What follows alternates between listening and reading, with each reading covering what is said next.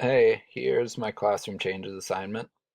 Just a little background. I'm in ninth grade physical science classroom. There are 138 kids divided among six different groups throughout the day. Next year, I will be teaching in the room next door to my CE. So as far as a trial run goes, I couldn't have really asked for much better. My CE and I are very similar when it comes to personal outlook on life and philosophy of education. And so, what I was hoping to get out of this interview was how he has evolved over the years, how students in the classroom and administration and everything have changed. Because I feel like the way that he handled those changes is a fairly good indicator of how I will also. Um, My full interview text is also posted, but these are the main takeaways I got from each of the questions I asked him. In terms of changes in instructional strategies and methods, my CE said that he has become much more self-aware and self-conscious of who he is and how he learns. Because as a nerdy scientist who loves nerdy science things, it's very easy to get excited about the content we are talking about, but not every student that comes into the classroom is going to be the same way. So when you're planning lessons and activities and things like that, you have to think about engaging kids that have other interests, other strengths, other talents, because if you just keep teaching science as a scientist, you are going to lose the kids that don't share your particular logical mathematical intelligence. Um, as far as the typical student goes, he said that it is not so much that the students have changed, it's that the world around them has changed. Even me personally, growing up, I remember plenty of classmates that were never that into school, but whereas back in my day, their distraction was doodling in their notebook, now teachers have to contend with cell phones and Snapchat. So it's more important now, more than ever, to design lessons and instruction that keep kids engaged in working productively towards a goal. Because if not, you'll lose them quickly and it'll be hard to get them back. Operating technology, my CE encourages me to do so whenever and wherever possible. And not only to keep kids engaged, but when you're presenting some arcane scientific topics, it's pretty easy to know what doesn't work with our students. Like if you just come at them with equations and numbers, you're gonna lose them right away. But it is harder to tell sometimes what is going to work.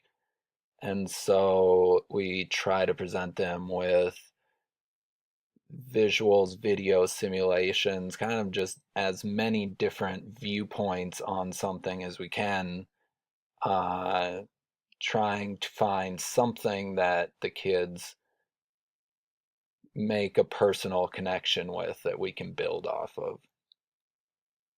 I brought up project-based learning. We've been talking about it a lot in my other online classes. And from a personal point of view, I think it is a much more engaging, entertaining, and frankly better way to learn. And I see he agrees. Project-based learning is science. As a trained scientist, you don't always have the answers. In fact, you are looking for the answers with minimal information sometimes. And so you have to work a lot on intuition, experience, and you have to solve real problems. And I kind of feel like if that's what we are claiming to train our students to do, then we need to start doing that in the classroom.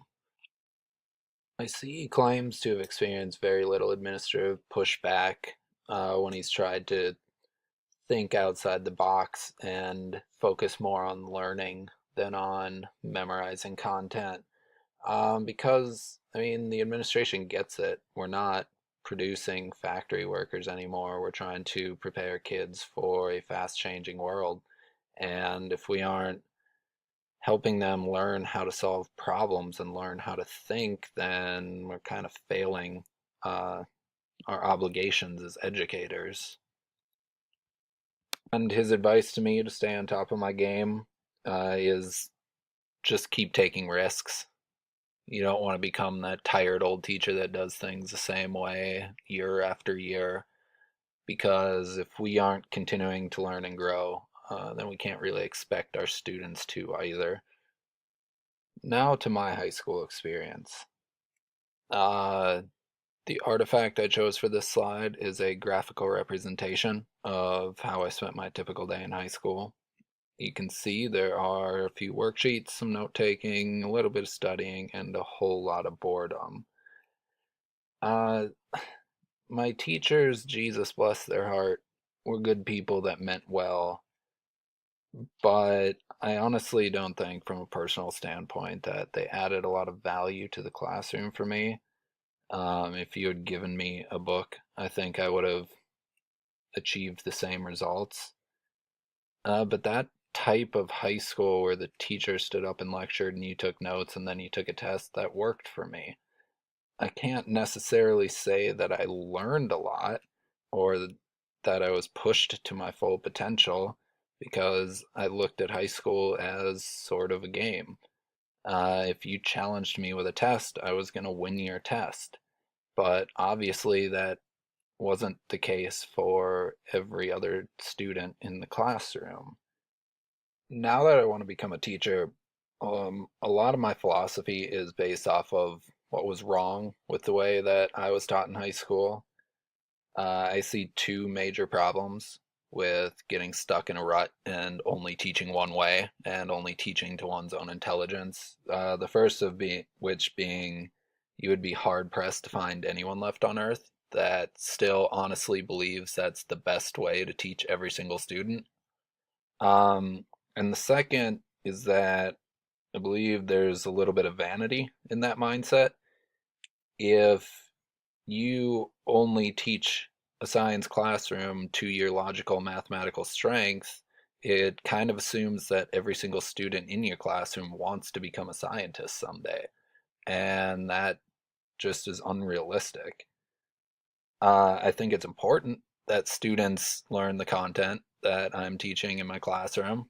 I think it will help them develop their critical thought and better understand the world around them. But at the same time, kids have other hopes and dreams, other things that they want to do with their lives.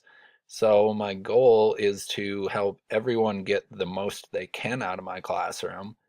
Um, and then if there are a couple that do want to go on to study the evolution of supermassive black holes, then I got them too. So moving forward, full disclosure, I still have no clue what I'm doing. I see so many strange and weird and wonderful things on a daily basis that every time I walk into the classroom feels like the first time I've ever walked into a classroom. But here are a few things from Hattie that I picked out that I know that I need to work on moving forward. The first, prior achievement. A lot of my students have confidence and self-efficacy issues. I know that in their middle school years that a lot of them struggled with math and reading, and a lot of that is spilled over now into their freshman year. And so I've tried to find ways that we can find little victories throughout every single lesson so that they can build their confidence and know that just because they didn't do as well as they possibly could have in prior years, that it doesn't mean they can't turn it around now. Classroom management is a big one for me. I still haven't found my teacher voice yet. I'm not very inclined to be a dictator in the classroom, and as such, I think a few of my students see my kindness as weakness.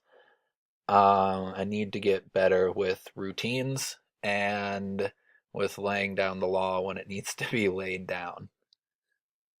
Peer influences is another big one that I see in my classroom a lot.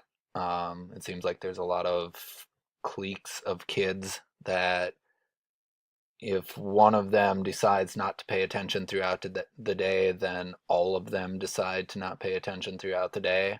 And I'm still trying to convince them that I am not the enemy, that they are in the classroom to learn so that they don't shut down windows of opportunity in their lives or as early as freshman year.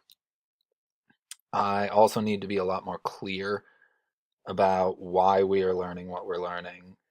I try every single day to lay out for students what we're going to do, why we're going to do it, why it's important to their lives.